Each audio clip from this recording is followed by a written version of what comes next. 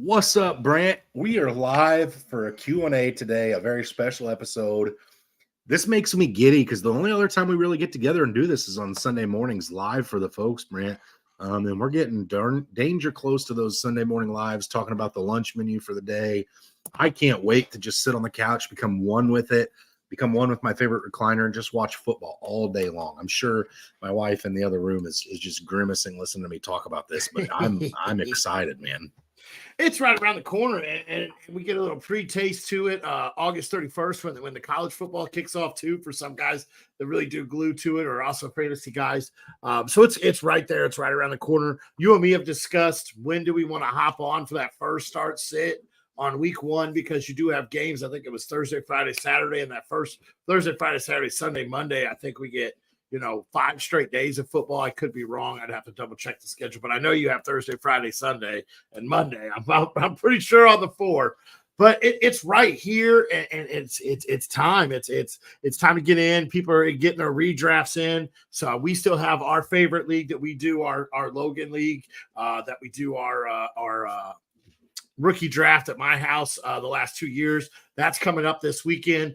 It's crunch time. It's time to really dig down deep and get ready for it. Start setting lineups, talking about trades. You and me hopped on a little earlier because we're in a rebuild team and we were neglecting it a little bit. So we were like, okay, it's time to hop on and start chit-chatting it up and get some trades sent out there. Yeah, and Brant, we're not above this. You and I are neck deep in these leagues too. I've got a couple redraft leagues still to do. I've got a dynasty, an Empire league that we're going to redraft because it was finally won back to back this last season. So it blew up and started over. It's pretty fun. I've probably only done about 150 mock drafts for there, so definitely some itches. But yeah, we have a couple rookie drafts this weekend, same day. And then it's pretty much the rest of the year. I'm sure I'll be doing more best balls too. So yeah, it's draft season for redrafts. I mean, we're getting news every day, like the fact that my Atlanta Falcons traded for one of the best pass rushers in the league today, and Matthew Judon. Granted, he was hurt last year, but hopefully he gets back. I'm excited about that. It takes a lot to get a Falcons fans' hope up, but they're starting to do that, Brant, a little bit. So we got Jay coming on strong. Football is back, baby. And then he asks, what is the over-under on 30 turnovers for Sam Darnold? So I made this joke earlier today with the guy we work with, and he's a Bears fan. I said, Sam Darnold's going to come out and shock the world. He's going to be Baker Mayfield of 2024. I don't believe that. You may have it closer to Jameis Winston back in, what was that, 2020, the 30 for 30 season. I'm going to take the under because it is kind of hard to get to 30 turnovers. So I will take the under. I believe Aaron Jones is one of the biggest beneficiary of the whole JJ going down, because I think they are going to lean on that. And I think Sam's not going to take very many chances this year. It's going to be, all right, Jefferson, I'm either launching it to you or I'm dumping it off to Aaron Jones. So I think the turnovers, I do think he'll hit 20, but I think he stays below 30. Yeah, I mean, it sounds like a lot, but when you factor in the fumbles, from snap transitions or handoffs or, whatever the case may be, I could see him getting close to 30, but I think they'll simplify the play calling there in Minnesota. I think Kevin Stefanski will bring it down a little bit for Darnold, and I think Justin Jefferson takes a huge leap with this. Aaron Jones obviously takes a huge leap, but I think there's a small chance, Brant, once TJ Hawkinson returns to this lineup, he could be a league winner for that tight end position. His ADP is down pretty low for him because of coming off the ACL injury. And there's a chance that TJ Hawkinson with Sam Darnold could be pretty fun at, second half of the season next year. Yeah, absolutely. That him getting dump offs also when he's healthy. It will be interesting to see what Minnesota does. We thought everything was pointing at the up and up, but it's kind of back down to it. I bet they're regretting letting Mr. Cousins walk now. He wasn't walking, he limped, but yes. So I'm going to start this off, Brant. I know we're waiting for some more questions to start flowing in, but we did have some that came to us before the show started. So I'm going to ask the first one that my buddy Wyatt Washburn asked through a message with me, and he said, I need you guys to get on the Fatboyz show and discuss this quarterback problem, this quarterback conundrum that I'm having.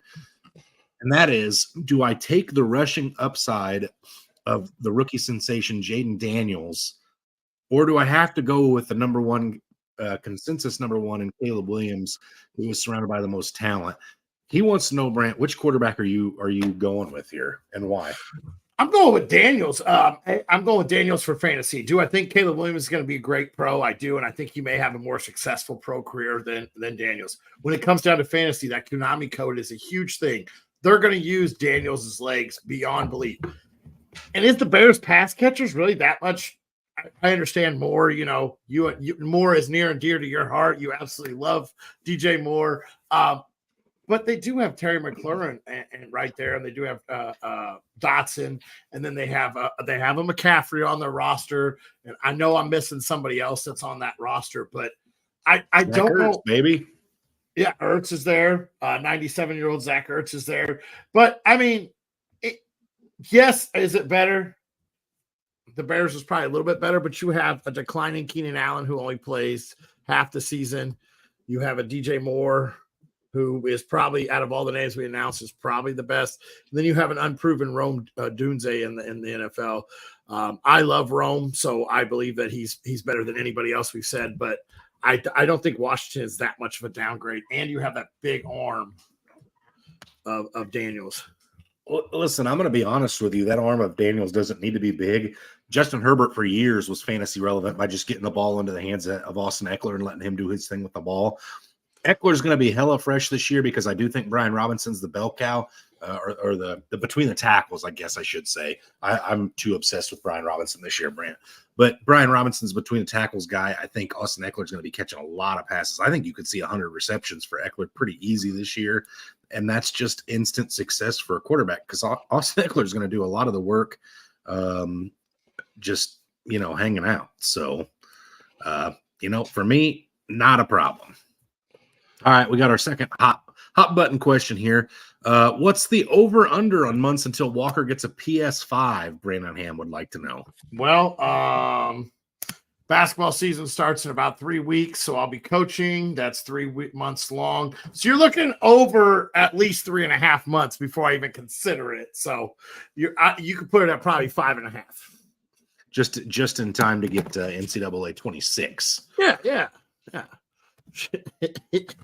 William says, when you guys get an IDP geezer on the podcast? It's probably a fair question. Brant and I don't spend a whole lot of time talking about IDP because it's just not our area of expertise. We're both in a couple leagues that have those IDP spots on there, but I imagine there's plenty of you out there that would like to hear some IDP stuff. I don't think it's very sexy. And not my cup of tea. I went to these leagues just to have something different to do. I am not an IDP guru by any stretch of the imagination. Last year in our Dynasty IDP startup with like 60 roster spots, I picked up Nick Bolton off the Kansas City Chiefs, and I don't think I took him out of my lineup all year. It was just a body there. So yeah. It's open for him to come on. We'll definitely reach out and probably at least have a chance, try to get him on maybe a live or two there for during this season. Absolutely. Tony, good to see you again. Tony's one of the regulars on Sunday mornings. Tony says, in my keeper league, I have CMC, and I'm torn between Bijan Robinson and Amon-Ra St. Brown. Who should I keep? Oh, boy, and are you worried about CMC with the calf strain? Brant, you're talking about we'll leave CMC out of it because he's keeping CMC. But between Amon-Ra St. Brown and Bijan Robinson, Brant, you're talking about two top 5 players in redraft startups. So where's your brain go on that one?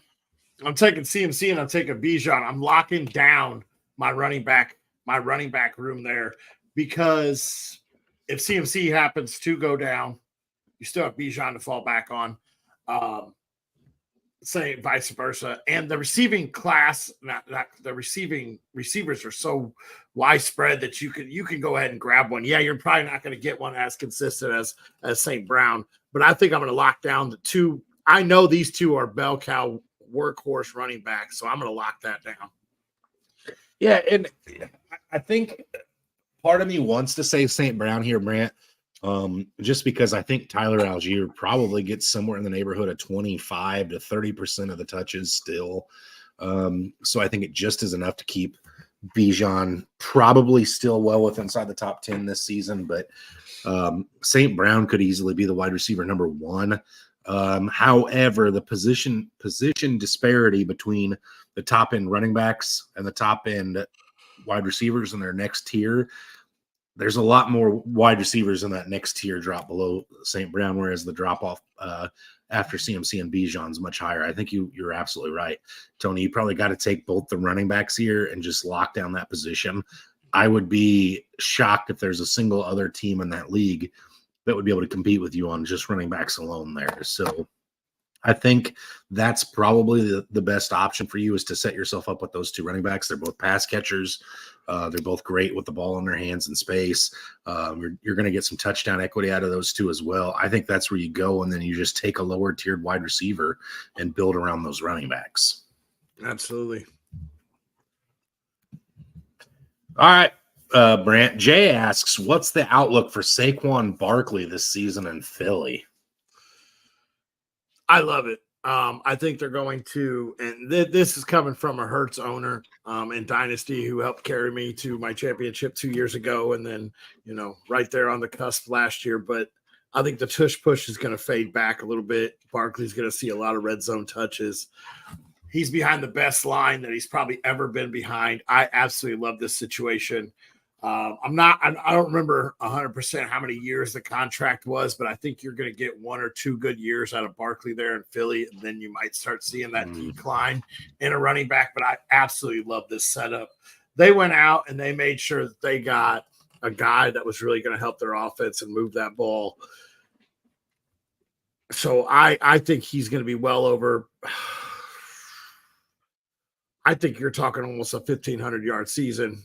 Total yards, so I like him this year, and you might be talking 12 to 15 total touchdowns as well. Yeah, so I'm going to say his yards come down significantly from his time in New York, just because you're going from New York, where he's the entire offense, to a Philly team that's got a stacked wide receiver core, a quarterback that likes to take off, call his own number, score his own touchdowns. I will say I think Saquon's touches are more valuable than they were in New York, just because Saquon faced a stacked box every single time he touched the ball. Opposing teams knew what was happening in that backfield in New York.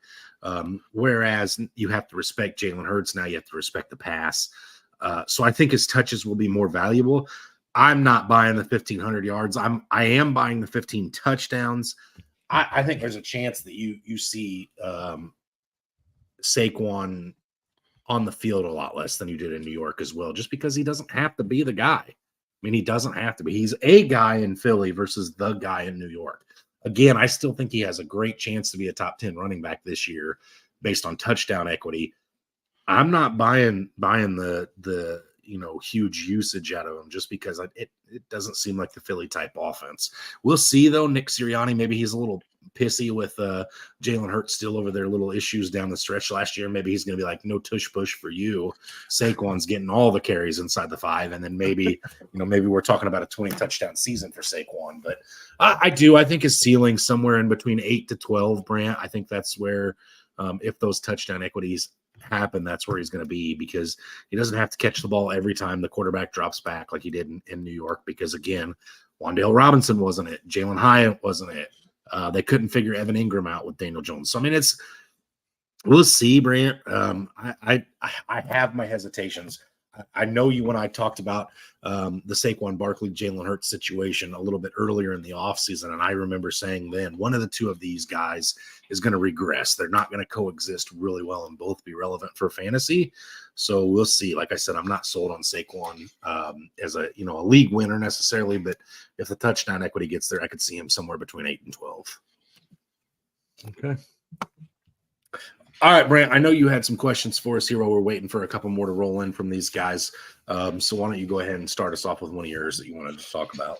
I just want to talk about a couple of these. We already hit on the quarterback discrepancy. Let's talk about a couple of these other, rookies. I have a have some rookie rankings up. Let's talk about a couple of these other players. Xavier Worthy and Brian Thomas Jr. Where's your thought process on that? They're both right there. It's wide receiver 4 and wide receiver 5 in this class.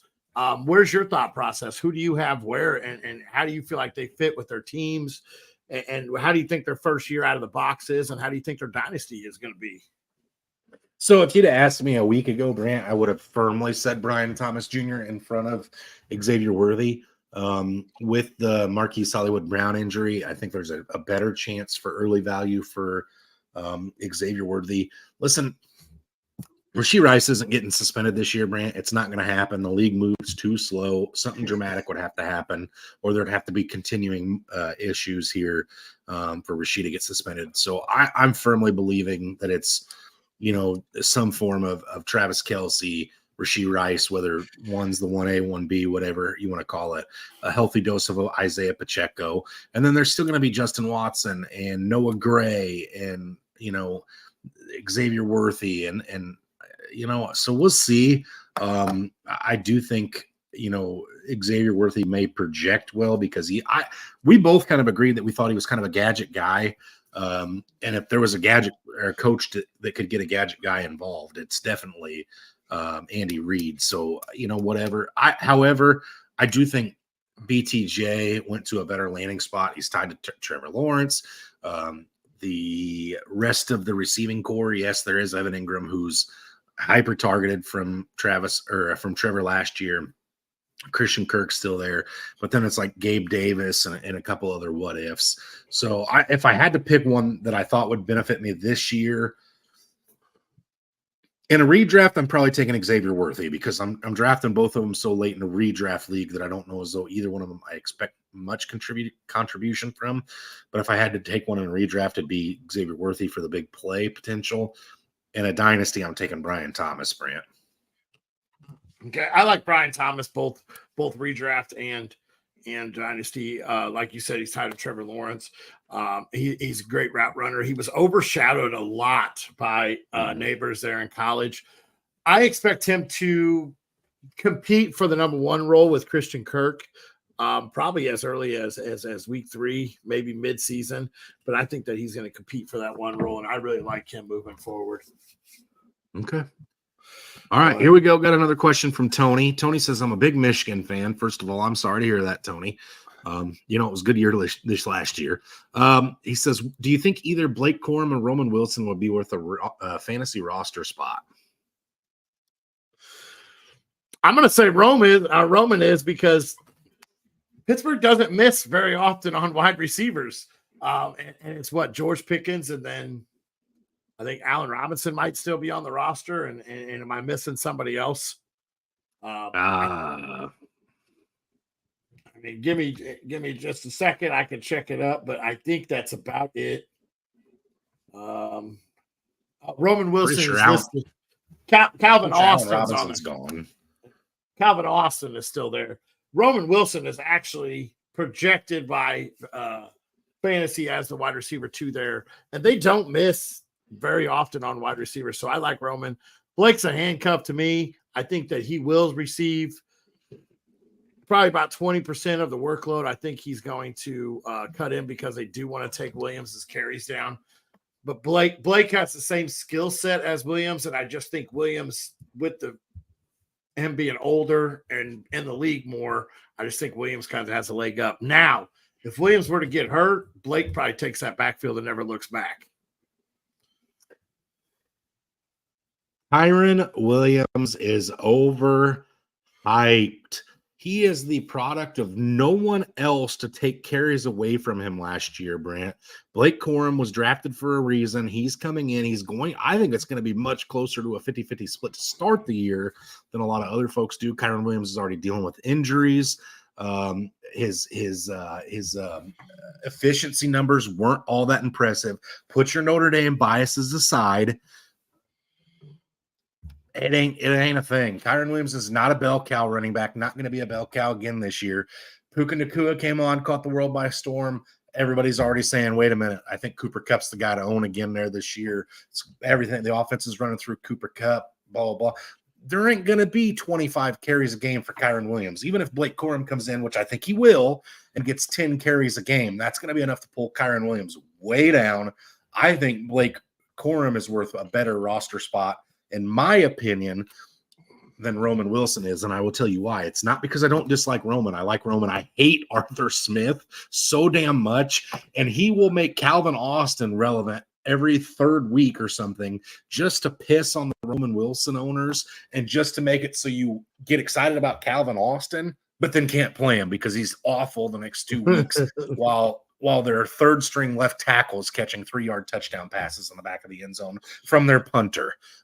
So, I'm not going to get too excited about the Pittsburgh offense until I see what I'm hoping Mike Tomlin puts the bit in Arthur's mouth and has that lead tight. So we'll see. But I think Blake Corum's definitely more than just a change of pace back in LA. I think they brought him in and spent one of their very few draft picks, because the Rams never have picks, on Blake Corum due to the fact that they didn't have competition in that backfield last year. Jay came in and said Allen Robinson went to the New York Giants. I thought he had left. Again, the New York Giants wide receiving core just keeps getting better, Brant. So, well, I knew I saw him. I knew I saw something about him being somewhere. I just assumed he stayed where he was, because I didn't realize, I thought it was Kenny Galladay all over. He was pretty relevant. Yeah, the Rams did take Blake Corum in the third round with their only pick they made on the offensive side of the ball out of 6 picks, Brant. So I do think they drafted him to use him. So we'll see. I'm torn on him. I don't think Williams is worth that high draft pick that in his ADP, because you're right, his usage is going to come down. But the offense, I don't see. I still just see him as the same type of back, and just to kind of ease it off. So I'm not paying what is Kyron Williams is what the 6th back off the board right now or something. Mm-hmm. I'm not paying that price. I'm not paying that price for him, because, like I said, I do think it changes. But is that not his ceiling? I mean, that's definitely case scenario. Best case scenario, Blake Corum ends up not being a thing, and it's all the whole 100% Kyron Williams show again. That's probably about where he's going to be. So he's got to hit, that mark to make his pick worth it.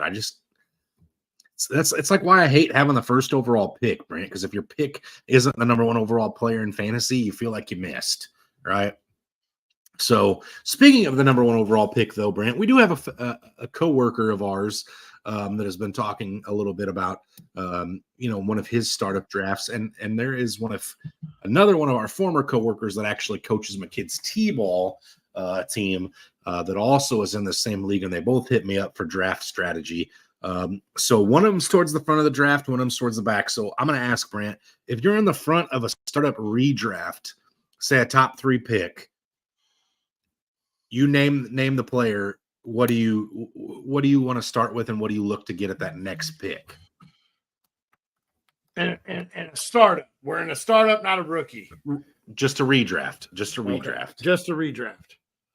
You would have asked me this last week, and I would have been like CeeDee Lamb all over. That would have been my number. In a redraft, you said redraft, not dynasty. So CMC is my 101. The calf strain does not scare me. As of the last couple days with the CeeDee Lamb thing and the JJ McCarthy, I've kind of switched up my 2 and 3. I think you got to put Chase up there now. St. Brown's probably in the talks. Bijan and Breeze are now in the talks. But we'll start with the 101. I'm taking CMC with the 101, and I'm coming back, and I'm looking for a wide receiver 1. I'm looking for a guy that's going to be consistent. I don't need a guy that's going to set the world on fire and score me 40, 50 points, 1 week and then, drop down. I'm looking for a type of guy like Devontae Adams. I know he's going to be consistent. Mm-hmm. He may only score 15 fantasy points a week, but I know he'll consistently be 12 to 15. And then I'm also probably looking for, because you're in a spot here. I'm going, Isaiah Pacheco would be a nice pickup here. In the 3rd round would be a great pick in the 3rd round. But I think you're talking. I'm looking at BPA when it comes to that 3rd round turn. Am I doubling down on wideouts, or am I going with another running back? It depends really what's sitting on the board. But I think you have to, with the first two picks, you got to get a very consistent running back, or you got to get a very consistent receiver to go along with that CMC type guy that's going to light your team on fire. So just as so you're not grasping at straws here. You're in the second round, third round turn there, wide receiver wise, and startups. You're looking at like Brandon Ayuk, Chris Olave, Devonta Smith, Michael Pittman. That's kind of where you're at on those wide receivers, right there in that 2-3 turn. Just so you're not grasping. I'm probably going to go with Olave there. I like Olave this year. I'm not high on the Saints, but I do like Olave there. I know he's the number one guy. Devonta Smith won't be the number one guy. He's sitting there behind A.J. Brown. As of right now, you and me talked about this a couple weeks ago. Ayuk is one of the biggest question marks in fantasy right now, so I'm not touching him. So I think I'm going with Chris Olave there. All right, one quick question before I grab this actual question we've got here. Why? And I'm shocked this name didn't come out of your mouth here in the top 3 picks. Why not Tyreek Hill in a redraft? Slipped my mind. In my head, I'm still thinking dynasty as we were running down the names. Tyreek is definitely up there too. That's just slipped my mind. In my mind, I was thinking dynasty after CMC. If you realize the age of everyone else, I did say Tyreek is definitely up there. It's just one of those that slipped my mind. Brain fart there. I mean, realistically, Tyreek's probably one of the only players outside of, his lower 20s that would be a relevant pick there, with the exception of CMC, obviously. Mm-hmm. So I don't think you went straight dynasty. I think you were about right. You didn't mention Tyreek, and I was like, Tyreek could definitely be a top 3 pick in a redraft just because you know what you're getting there. The volume's high, the touchdown equity's high, the yard after catch is high. I mean, the big play possibilities there, it's all there. So we're going to talk about the drafting from the back half in just a second. We got a question here, and I'm going to steal this one before you even get to it, Brant. Joe says, thoughts on Brian Robinson as an RB2? I love Brian Robinson this year. Did we send him the trade earlier? Because if so, we got I don't think so. Yeah, if the guy we sent a trade to is listening, Brian Robinson's going to be awful this year. Eckler's the man. Eckler made a comment, and people have said that it's spoofed or whatever. I don't know if it was. Eckler said that he was looking to move out of LA because they wanted him to have 300 total touches, and that's just not where he's at this year, or headspace wise. So he goes to Washington. Brian Robinson, I think, is one of the better power backs still in the NFL. I really think there's a chance you see 190 touches, 190 carries for Brian Robinson, probably another 30 receptions to go along with that. I do think this is a guy you could see get 7, 8, 9 touchdowns this year, as well as his touches. So I do think there's a damn good chance that you see Brian Robinson finish inside that top 24 number. Yeah, I absolutely love Brian Robinson this year. Off the read option with Daniels. You got that great offense, and with Kingsbury coming to town, I absolutely do love this. They're going to spread the ball out, and that's going to leave a lot of middle lanes open for Robinson. You and me both were high on him coming out of college, and we've stayed pretty high on him. We said he was going to pass Gibson up pretty quickly, and then he decided to go 50 Cent on us, and then but then he came right back out and showed his toughness. So I absolutely love Brian Robinson. He did go 50 Cent. He did not go Plaxico Burress. So that's right. The redemption was a lot quicker there. A couple more questions have rolled in. Trey says, can Brant shave to have the same mustache? He couldn't carry it. So no, Trey, he's not going to be doing that. And Patrick says, how do you see the Dolphins' backfield touches being distributed?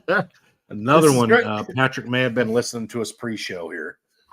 Back to Trey. I do have a bet made this year that it will all get shaved off if something were to happen.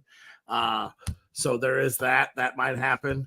But Dolphins backfield, I think Raheem Mostert's still the one where he will see, he'll line up the most in the backfield. He'll be the goal line back. Really, this I think you're looking at what, like 40-30-30 is probably what you're going to really see. Maybe 40-40-20 with Wright, just because he is a rookie coming in, and A-Chain is so explosive.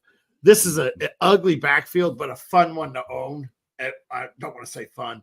It's going to be a fun one to watch, ugly one to own, But I think all three of them eventually by the end of the year, you're going to be like, how did all three of these guys get into the top 30? Like, what happened? Like, you're going to have, a Raheem Mostert 4-touchdown game, and then you're going to have a chain 200-yard 3-touchdown game, and then Wright's going to come out of nowhere with 10 catches one game, and all of a sudden, like I said, at the end of the year, you're going to be like, all three of these backs are in the top 30.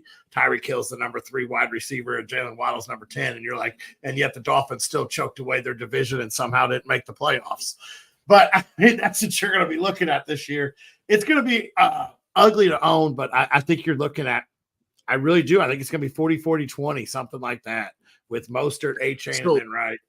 Let me pose the question. Let me set the ambience here, if you will. So you just moved to a new town.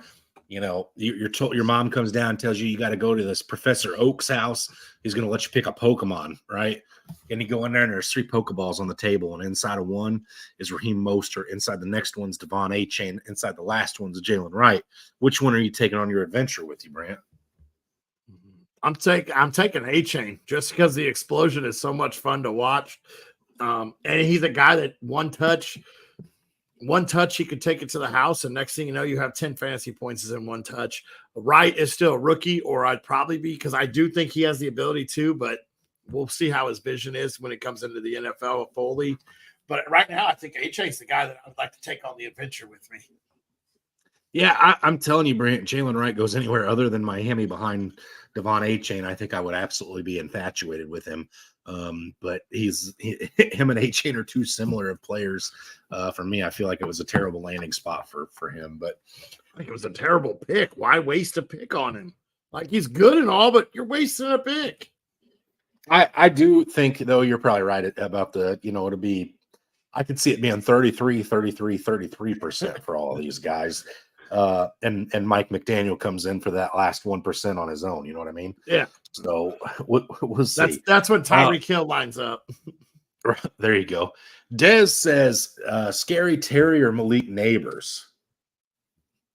Dez, could you tell me, this has got to be redraft, right? Because in Dynasty Startup, I'm taking Neighbors. Yeah, I'm taking Neighbors 10 out of 10 times. Man, in redraft, though,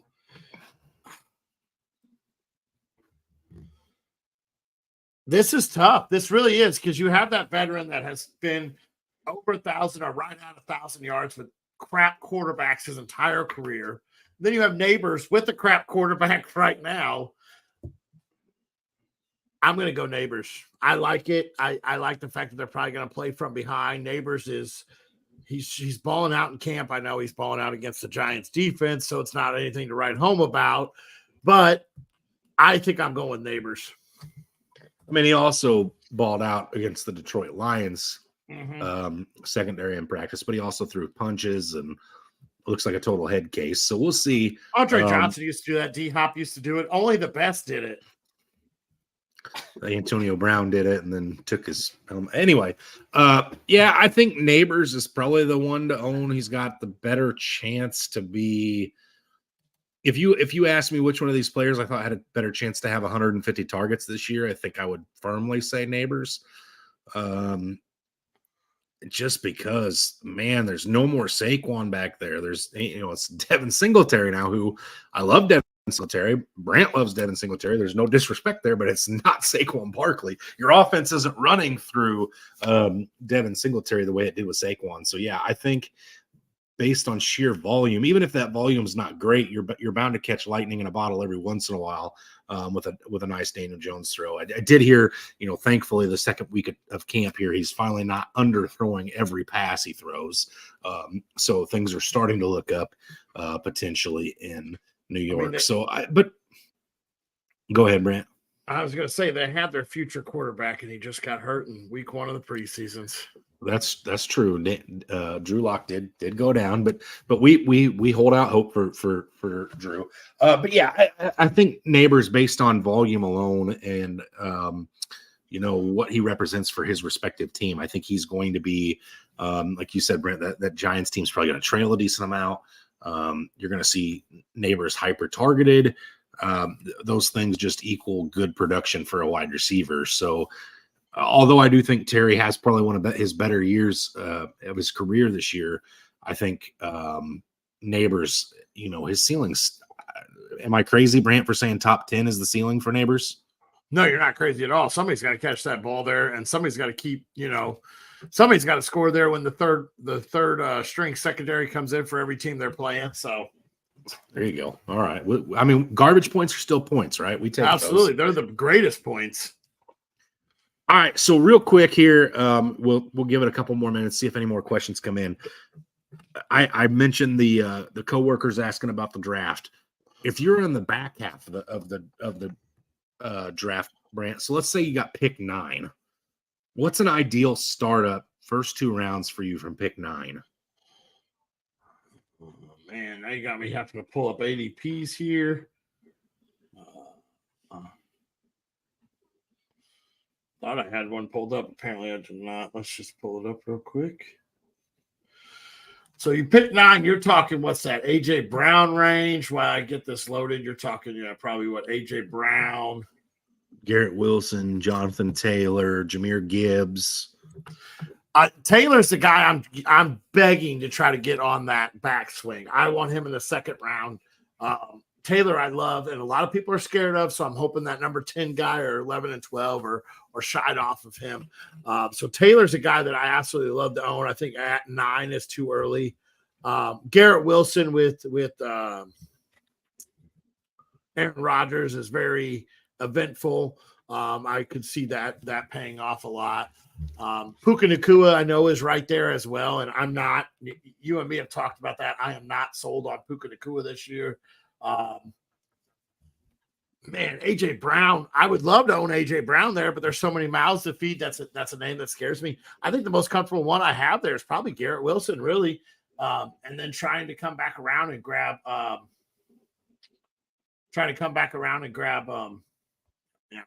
Jonathan Taylor, because I absolutely do love him moving forward this year. So yeah, I think what I'm looking at, I think that's exactly where I'd probably go is Garrett Wilson makes me more comfortable. So yeah, it's Brown, Taylor, Wilson, Gibbs, Barkley, and Puka are right there, and then Kyren Williams right there at number 15. So yeah, I think I'm going with Garrett Wilson, and then I'm praying that Taylor comes back around. But that would be a slim to none. I would like Taylor or Gibbs to come back around to me. But honestly, what I'm probably doing is I'm probably smashing Derrick Henry in Baltimore as my second round draft pick there, just to solidify that, because then I have too many picks coming around before then. So I think I'm going to smash Derrick Henry, because I think he's going to be I still think he's still going to be a very, very major factor in that offense, and still a top 10 running back. So yeah, I think I'm going to go with Garrett, then I'm going to come back around, and if Taylor's not there, Gibbs isn't there, I'm going to smash Derrick Henry. My favorite start at the 9 pick, Brant, would be A.J. Brown in the first and Garrett Wilson in the second. That's a wide receiving core to build around. Yeah. We got one more question in here from Patrick. I think this might be the one we tie a bow on this with.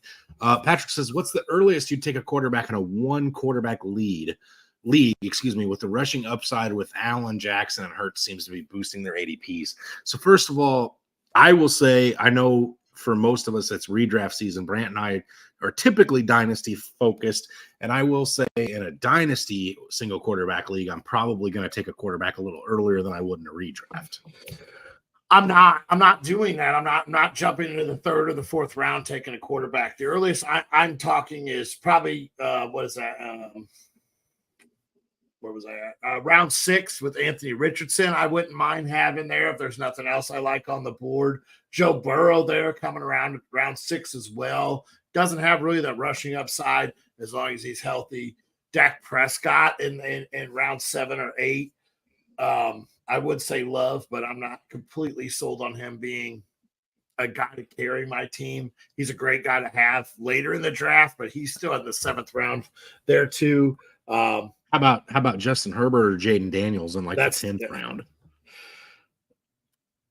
Herbert scares me just because Harbaugh and Roman love to run the ball.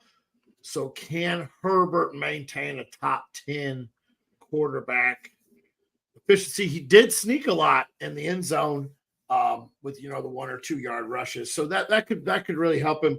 Daniels, give me that all day. Love Daniels. That rushing upside, we talked about that. So yeah, I'm taking Daniels probably right there about the 10th. Herbert wouldn't mind having, but he does scare me. Another guy that's right there, Trevor Lawrence is sitting right there with the great receiving core around him, with ETN catching balls, Evan Ingram, Christian Kirk, what we just talked about, BTR coming on. That's where I feel comfortable is between that 9 and 11 realm is where I really start looking for that quarterback. Correct me if I'm wrong too, Brant, but Kyler Murray's going a little bit later as well, who's finally getting his quarterback or wide receiver 1. He's still got the rushing upside. I think he's like 7th or 8th round as well. Kyler Murray has moved all the way back up into the 6th round, according to the half point. Okay, so still right there with Anthony Richardson and Joe Burrow, though. Yes. But and again, you're waiting on the position, and you're still getting the same similar rushing upside that you could be looking at with Allen, Jackson, or Hurts. So he's a whole round below. I misread it. It's the 5th round is Burrow and Richardson. So Richardson may be a little too rich for my blood right now.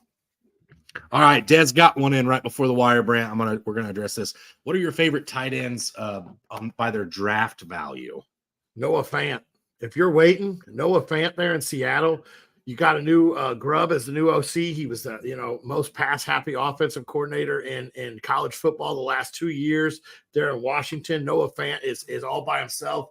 Kobe Parkinson's gone. We had that beautiful, a guy that we signed off of out of nowhere was still on the field during practice, during preseason. But Noah Fant is one of my favorite guys that if you're sitting back and you're waiting, this is your last round draft pick because nobody's even talking about him or thinking about him. But this was a guy that had, correct me if I'm wrong, he was a first round talent coming out.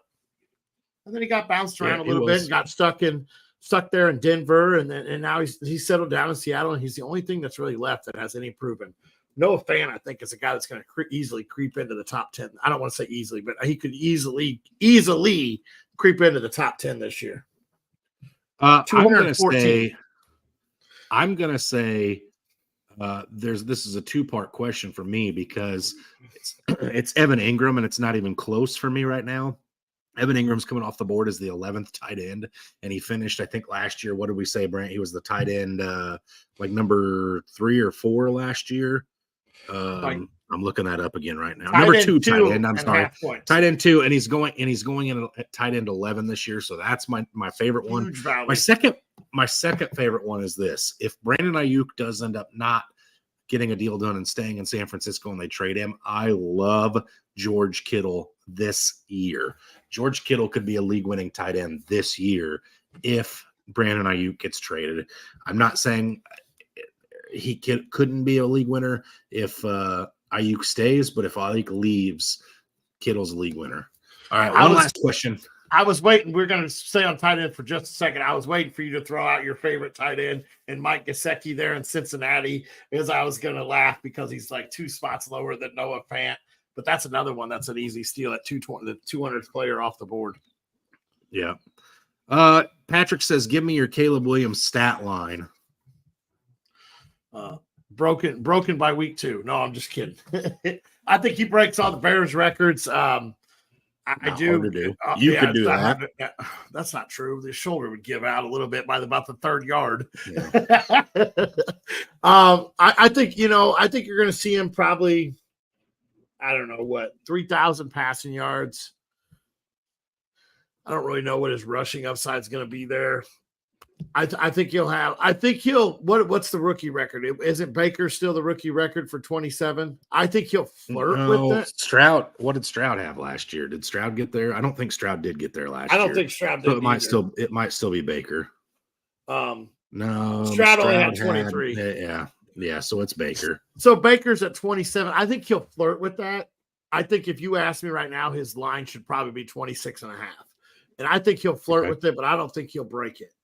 I know a lot of people think he will, but I don't think he'll break it. I'm going to say about 3,200 passing yards, probably 25 touchdowns. I'm going to give him 10 interceptions because he does like to take some risk with that downfield passing. So I'm only going to give him 10 interceptions, which I know doesn't sound like a whole lot, but it really is with all the hype around him. And I'll probably give him another 3 or 4 rushing touchdowns. So I think he'll have a solid year. I'm going to go out on a limb, Brant. I'm going to say 15 interceptions, and I'm going to say he gets sacked an awful damn lot too because he held the ball in college, which was the same problem everybody knocked Justin Fields for, and Caleb Williams is not nearly as athletic as Justin Fields. I do think Caleb Williams will be a great quarterback in the future. I think the Bears have got their guy, but listen, rookie quarterbacks have growing pains sometimes. It happens, right? Trevor Lawrence had the growing pains.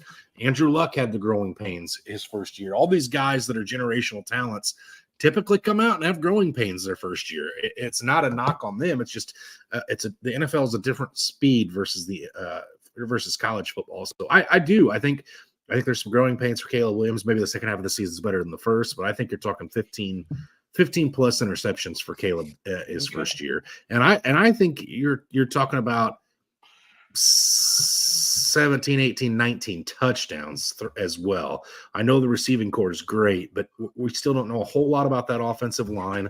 It's still Matt Eberflus under center. Adam said this real quick, late to the live stream. How we feeling about Joe Mixon and Houston, top 5 back for 2024? Brant, I'm going to let you discuss this one a little deeper. I'm going to put my answer out real quick and move on. I'm saying not a top 5 back. I still think he's an low RB1, maybe high-end RB2. I don't see top 5 anywhere near his future. Top 5 would be rough. I would love to see it. I'm a Joe Mixon owner in our Dynasty League, and I've held him for a while. I'd love to see it, but I see top 10. I do still see him in the RB1 role. That was one thing that they struggled with last year, was consistently running the ball. So I do think that Mixon will go and help them. Their line has improved. So I do see him being a top 5 back this year. I do like Mixon. Or top 10, not top 5. Yeah, your story. First of all, I want to say thanks for tuning in with us, guys. You're all just as crazy as we are. We're still a month out away from the season, and it was nice to have a pretty stat-packed full show here. Brant and I are super excited for our Sunday mornings with you guys again this year. Hope you're with us week 1. We may do a Thursday morning. Well, not Thursday morning, Thursday afternoon, Friday afternoon, Saturday morning, Sunday. We'll see how it goes. We'll get our heads squared on straight for week 1, and we'll come at you with a live start sit like we do and set the tone for the entire year. And we will be coming at you with some fire menus for that first week, I'm sure. So as always, again, thank you guys for tuning in. Thank you for bringing the questions. Hopefully we answered them and didn't miss anybody here, especially there towards the end when it was kind of rapid fire. But I want to say, for my half of this 1-ton dream team here, thank you for tuning in with us on the live Q&A. Yeah, absolutely. Thanks for joining us. It was definitely fun. It was good to see some familiar faces, a couple back here with us. It's time. It's football time, guys. It's really time to start buckling down. You and me talked about it. I got to start, 3 days away from our draft. I should probably already have it done, but I need to start getting my ranking in and ready to go. But as always, thank you for joining us, and stay hungry.